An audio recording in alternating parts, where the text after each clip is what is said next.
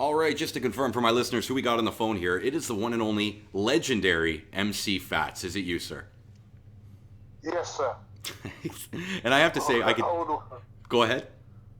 No, go on. Oh, I was going to say, just talking to you the little bit that I have, I can tell you're a very humble individual. And Oh, man. I don't know if you even understand the impact you've had on our culture over here, especially in Canada. But I feel honored to be speaking to you right now, so thank you. Thank you, sir. Okay, Thank so you. I guess a little background on myself. I've been raving for over 20 years, but my first jungle party was 20 years ago, Cyrus 6 year, and it was DJ Hype with GQ and you, MC Fats, and you guys. Andy C. I think it was Hype. I think it was Hype with GQ. Yeah, I know it was Hype. I think it was two DJs. It was, and I wasn't there. I was there to see Daft Punk. I wasn't there for. Government. I forget the name of the venue. It wasn't the government. No. It was, All right. Caddy would know. He would remember where it was. Oh gosh. But yeah, listening to you guys that night is what turned me into who I am today. And yeah, thank you once again for that. Yeah, man, big up. Okay, but okay, so I'm going to ask a couple fun questions, get to know you a little, then we'll dive into some industry ones. That's okay? Yeah. All right, I want to know, can you remember what the first album you ever purchased with your own money was? Oh, man. First album. Let's go way back to when you were a kid. Might have been a cassette. Man. Might have been the Quincy Jones. Okay. Yeah, it might have been Quincy Jones. Like way back in the 70s. Well, let me ask you this then. What was the first concert you would have attended? Would it have also been back in the 70s? Oh, yeah. Do you remember who? It was a reggae concert. It was a reggae concert with different artists. I don't know. Would you consider what you were at more of a sound system event than an actual concert then? Oh yeah. It was a sound system event. I just went to see some artists. Like I think it was Brixton Academy. Oh, wow. You know what I mean? Like Gregory Isaac. You know, it's some other artists. Like about 4,500 people there. You know what I mean? Sure. Well, then, and that bleeds, I guess, into this. Like, when would you say was your first experience of a rave rather than a sound system event? Oh, early 90s. Early 90s, definitely. Now, were you brought in by somebody to do what you had already done with their music, or did you evolve naturally? I used to distribute. And I used to distribute all around, and I went into the underground one day and I see Randall mixing without no headphones. And it was like, fucking no, that's, and he was tight. And that's what really just switched me. From that, I just went to the underground and joined up with them guys, and boy, the rest is history. Were you always... You know what I mean? Yeah, for sure. And were you always known as Fats before you hit Jungle? Oh, yeah. I've done this Fats for a time, about 18, 17, 18, yeah. And how about the style of emceeing? Have you always been more of a vocal MC, a singer, if you will? No, not really. Because in my reggae days, I was more chatty. Okay. But when I come to drum and bass, it's just like I started singing and I feel like just something different. You know what I mean? Something different. I don't want to be like anybody else. So there's only a few people who do that, sing and MC now and again. You know, so singing it's easier, and I always had my delay box with me, so that made it much more nicer. You know what I mean? I understand. You can work one word. You know what I mean? Instead of chatting a whole sentence, you can say one thing. You know what I mean, or two things, and it just carries. Do you think that art is somewhat being lost, even though technology is getting better? You don't see many people playing with the pedals as much, do you? Well, no, I don't think I ever had a pedal without a box. But these kids nowadays, they chat so fast, they miss the whole thing. You know what I mean? They always want to, they want to do their fast chat, and they miss the whole element of grace in the music. You know what I mean? It really is nice to grace the music. But you Um, know, I understand on a profound level what you mean. I don't know if people are getting in touch with the music in order to grace it the way you describe, because you really need to become a part of it and not just go up there and spit your bars, but well, feel. if you listen to the old school lot, you know, the GQs, the Mooses, the Dynamites, and them kind of guys, we grace it. We grace. We're not into that fast chat. We're not into that, you know, because it's okay in its element, you know what I mean? But we're not into that. No, we're big people. We can't be going there on the stage chatting, punching nonsense. You know what I mean? It just don't 100%. really work. Not for me anyway.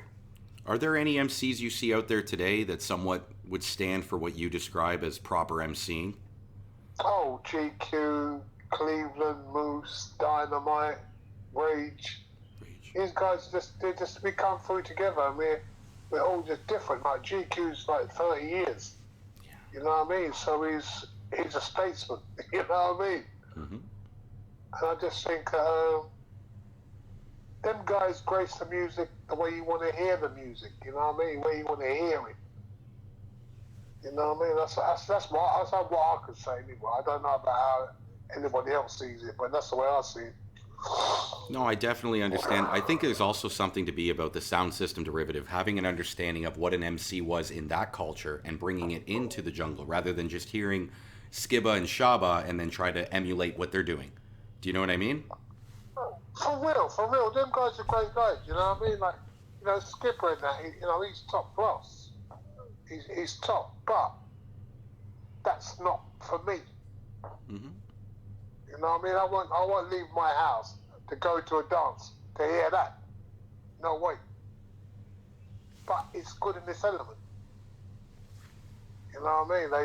They do the right thing. They have their audiences. The dancers are packed.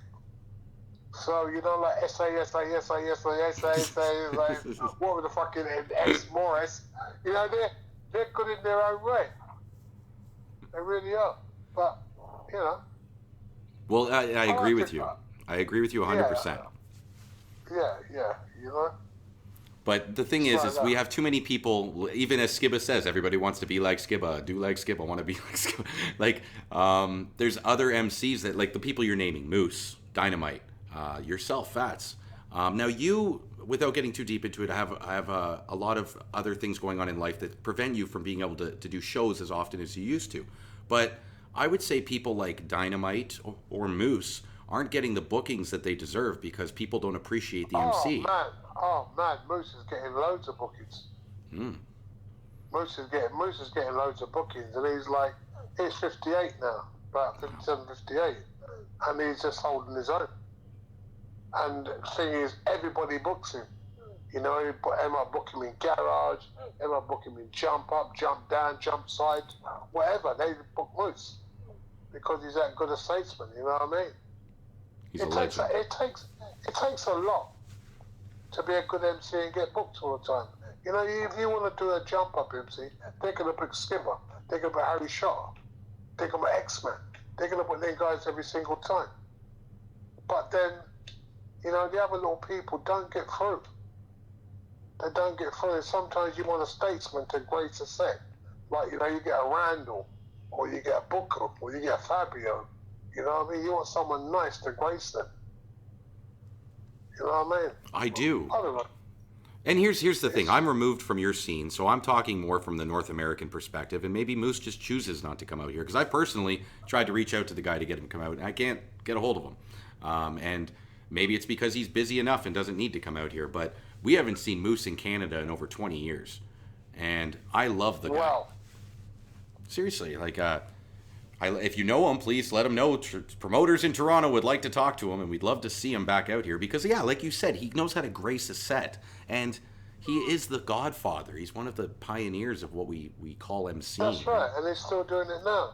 Which now all these young guys, they won't be here in 20 years' time, in 30 years' time. They won't be here. You understand me? They won't be here in 30 years, Why do you 25 say that? years. I do understand you, but why do you say that? What do you think the reason they won't be Because here? because music changes. Music changes. You have to understand what you're doing, and you know. To me, I just don't think that jump up will be there for 25 years. You know what I mean? Because if you think about back in 25 years ago, when when it was early jungle, the music has changed rapidly, drastically. You know, there's not another caliber out there. You know, people like Caliber bring a different element, and they always have brought a different element. You know what I mean? There's a standalone, and they won't be standalone because people are making a lot of gimmicky stuff. These young kids are making a lot of gimmicky rubbish. If you ask me. Well, they lack the I don't know. versatility to survive, I guess, right? Like, It's got to have longevity. You know, you can't pull out one of them tunes in about 20 years' time because you're going to sound like a fucking bag of nonsense. You know what I mean? It really is. You know, you can pick out a Caliber tune. You can, for instance, you can pick out Drop It Down and Drop It Now, and it's over 20 years old. sure. You know what I mean? Yeah. Yeah. You know, so I don't know. I don't know. And it just, but everyone does what they got to do. You know what I mean? Everyone does what they got to do and what they feel happy with doing. Well, but here's the thing: is that when you talk about what makes a good MC, someone I've been turned on to a lot recently is Dub FX, and the thing that I'm not. Are you familiar with Dub FX? No, I ain't. Okay, well then I won't go too far off on him, but he's a person that uses his vocals as an instrument, and he's not just like we say spitting bars at the crowd. He really is blessing the music, and a lot of what he does is self, like he'll beatbox a thing and then loop it with a pedal. So he's got all these little samplers and he creates his own sound. But what he does with his voice is just something that I think a lot of MCs today could learn to emulate, which is your voice is an instrument. It's not just, to spit bars. Of course. You're a prime example of that. You're like you say, you could do one word and people would just remember you for the one word you said. And yeah, it was the. Well, yeah. Go ahead. You've got to make yourself stand out to the next person. That's what it's all about. And if you don't, you ain't doing nothing, are you? You know what I mean? There's all these people in there. I want to be an MC. I want to be a DJ. But you got to be able to stand out. You really have to be able to stand out to get known and be recognised and be loved and whatever. And it's all about that. It really is. You know what I mean? It really is all about that. But Let me ask you this then. What would you say are like the biggest changes you've noticed in the scene from the day you entered it to where we are today? How much people are making music, man? There's more people doing it? Yeah, man. There's more people making music. Every Tom, Dick, and Harry wants to make music. Is that a good thing? Of course it is. Because you hear different ideas and it puts the music forward. You know what I mean? Like 20 years ago, I didn't hear Traumatized. Sorry, you didn't hear what? I didn't catch that. What didn't you hear? 20 years ago, we didn't hear Traumatized. Okay. And all of a sudden, these geezers come with a different kind of thing. Bang, bang, bang, bang, bang, bang. Just something different. And it's breathtaking.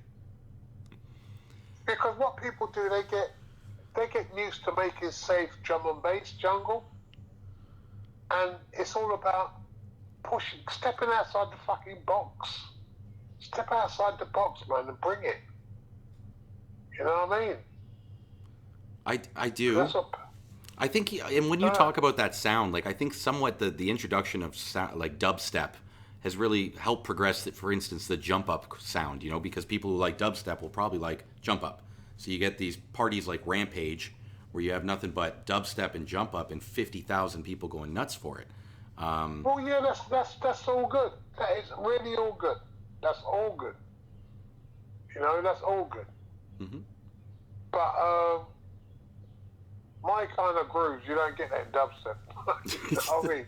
You don't get that in jump up. You don't get that in grooves. I'm just saying some of the weird noises that we get, like you were just talking about, like the. Well, yeah, but them weird noises can be incorporated in a.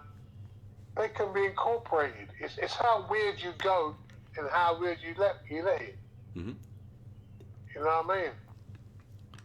Yeah, you know what? As I'm saying it, I'm thinking of when I first heard Ray Keith, and I heard some of his kind of noises, and I was like, Yeah. "What is that?" You know, but I loved it, but I didn't know what he was doing, how he got it. I think it was from a sample package and manipulated, but it was very unique. And I think of Zinc, I think of Aphrodite. There are people whose sounds are very identifiable because they do make unique noises. Yeah. And I get what you mean. Nowadays, it's more full production, and there isn't much uniqueness, I guess, in the sounds. You know, when you take people like Trex and DLR and Flex and all these young guns who's coming through now, they're making fucking good music. They're making good music. You know what I mean? And if you want to stay behind, like for instance, if you want to stay behind the jump up button and vice versa, you miss out. You miss out. You really miss out on stuff. You know, because to me, the best jump up record ever was Bricks Don't Roll. Interesting. Let me You know ask what you. I mean? Yeah. Well, let me ask you this then. Do you think a promoter, when throwing a jump up party, should stick to what they're doing, or do you think it's okay to mix the motley of sounds of jungle drum and bass? Stick to what you want. Throw a jump up party, throw a reggae party, throw a liquid funk party. Do not throw the three of them together. Whatever you want in your party, you should bring. Gotcha. You know what I mean? No one's got the right to say this or right to say that about any party, because people have different vibes. You know, you go to a party and then Randall comes in and tears it apart, or Bookham comes in there and tears it apart, or Nicky Black Market comes in and tears it apart. So whatever you want, you have in your party. You know what I mean? But I know there's only certain kind of DJs that will get me out my house. And that's for sure. Yeah, mate, that's for sure. And Randall's one of them.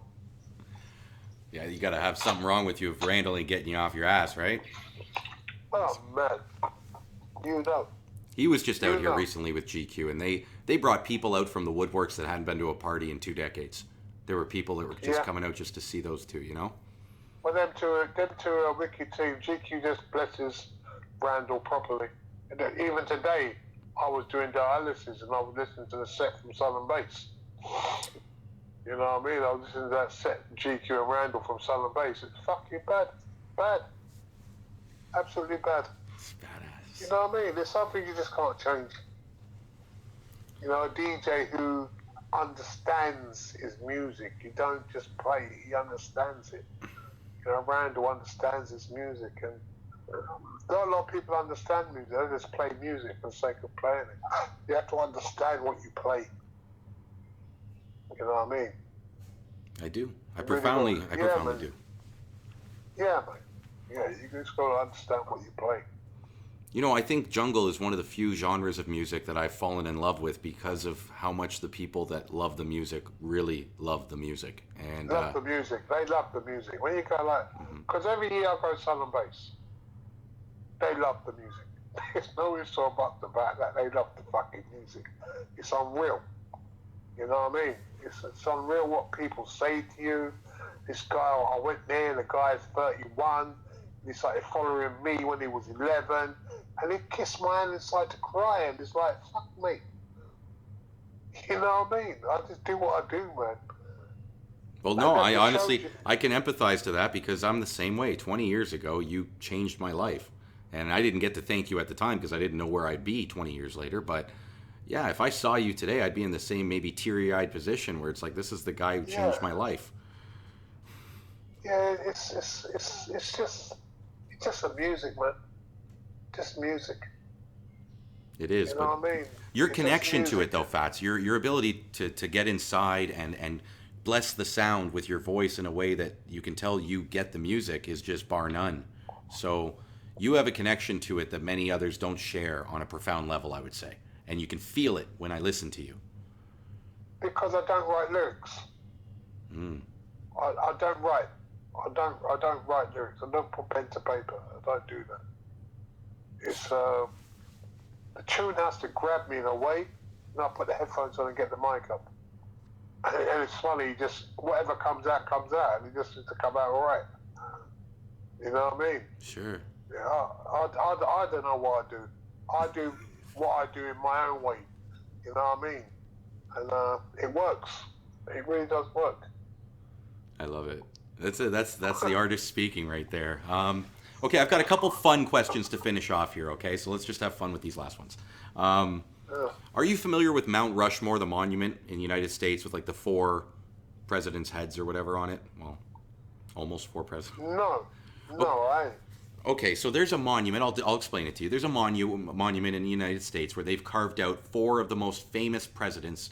Well, 3 presidents and 1 founding father, I believe. Right. But these are very important faces of America, right? That they've carved into the stone. All right. Okay, so knowing that, my question to you is, if you could create a Mount Rushmore for jungle, and we were going to carve 4 faces into it, which 4 faces would you put in? I don't know. I don't know. 4 question marks. Yeah, 4 question marks. Or 4 faces of Randall. I was going to say, based on our conversation, I would have thought Randall, Moose were going up there. Yeah. No, not really, because everyone's different, isn't they? You got to take this music as a whole. You know what I mean? There's all little different pockets in this drum and bass jungle. So, you know what I mean? One day I might want to go and hear Brucky. Or hear Brucky in debt. And it's just exciting if I hear it. Because I haven't heard them for a long time, so I wouldn't put no one up there, man. I'll leave it blank. Yeah, I'll leave it blank. Here's the thing. I'll be honest with you. You're not the first to do it. You know how many people are like, come on, I can't do 4 faces. Give me 400 faces. Yeah, that'd be the one. You know what I mean? Because the way I see it, everyone's your friend. And I noticed that a couple of weeks ago when we done the thing for Kemi. You know what I mean? There was every single body in there. Like I knew from 20 years ago, and it was just nice to see. And everybody's your friend. You know what I mean? Everybody's your friend, and I don't look at anyone in here as enemy. There's people I don't like, but I don't look at anyone as enemy because I'm like, fuck them. You know what I mean? Yeah. I hear you. It's one thing that we can all share in is jungle, regardless of our personalities. Oh, of course, bro. Don't care what we do, where we come from, what colour you are. We're in this together, man. It's a unique thing. You know what I mean? It really is a unique thing. People building, bond building, colour building. It's nice. It's universal and nice. You know what I mean? Sure. I agree with you 100%, my friend. Yeah, man. Come on. Okay, here's the final question for you. It's another fun one. If you could put 5 items in a vault that would encapsulate the rave, so in 20,000 years, someone's going to dig up this vault. They want to know what the rave once was. What 5 items would you put in that vault? Fabric. Fabric nightclub. Yeah. Okay, that's an item. You could put that in there. That's it. Just it. You just put fabric, like one night of fabric while the party's going, so that when they open it up, they just see that. 5 nights of fabric. 5 nights of fabric. What was it about fabric that made it so much of... What's made it about fabric? Because I've been there for 13 years. Mm-hmm. And every month for 13 years. And with players. And it just had something about it. You know, you go to raves, you go to parties, you go to festivals. Fabric, you know, probably fabric, probably selling bass. God knows. But like, you know, them kind of places just are different. They're different. You know, fabric's got fantastic sound, tight club, 3 rooms, lovely sound. You know, you can't go wrong. Selling bass, well, it's just selling bass. That's just lovely. It's just the people's place. You know what I mean? That's 2. Find the other 3 for me. You know what I would do? I would put MC Fats in there. Oh gosh, no one put me in there, man. I'm way past it. I'm near retirement. Oh, I would throw an MC Fats in there. I'd throw some whistles. I'd throw some horns. Maybe an AWOL tape, innovation tape pack. Um, Hey, won't take. That's funny. Oh boy, that's funny. oh man, you know what? There's It's. so, Sorry, go ahead. there's so much you can say about this scene because it's progressed. When back in the day, back in the early '90s, when no one said it would go nowhere, and day by day just ticked. You understand me? It just ticked over every day till we got where we are now, and it can't stop. It won't stop. You know what I mean? It just won't stop because there's so many new people in this scene, and they're pushing the boundaries, man. They're definitely pushing boundaries. Now you said something that kind of scares me a little. You said that you're semi-retired. Does this mean I'm not going to hear any more MC Fats I'm, movie? si- I'm 60. I'm 61, bro. Okay. So I'm old. I'm old. I'm the oldest person in the scene. I could be your dad's dad. Oh, You know what I mean? you still have a beautiful I don't voice know. that we want to hear. I don't know, man. I said I hang my boots up because I got ill over in Southern Base, and I just said I hang my mic up, man, because I don't want to go out there and work no more. Just I don't know. Maybe something to turn my head, but at the moment it don't interest me. I know you got a lot of stuff going on, so I hope your health continues to pull through and you get better. And Yeah. I feel good now. You know, I haven't done no tunes for ages since last year. And like Trex has got tunes, Mozi's got tunes, High Times remix breaks done, and A-Side's got tunes. It's just tunes out there by me, but I'm just slowing down, man. okay, here I'm gonna different. go ahead. Go. Say what you gonna say. No, I was just gonna say I'm gonna sign off to the listeners, but I want to hear what you have to say. So go ahead. To the listeners. Yeah, well, we are recording this conversation, so there's gonna be people that hear everything. Hey, how you doing, man? Any of you listeners out there got chicken? Wow. Plays right into the stereotype. Wow. Oh man, Fats, you're chicken. hilarious, man. Yeah. Okay, here I am. I'm gonna sign off to the listeners, but I want to talk to you a little bit more, so stay on the phone, okay? Okay. All right, guys. That was him, MC Fats. As always, I hope you enjoy listening as much as I enjoy talking to these guys. A legend in his own right. As always, there will be links below to some of his older stuff. And yeah, check this man out if you haven't heard him. A legend to jungle drum and bass, MC Fats. As always, thanks for tuning in. And until next time, peace out.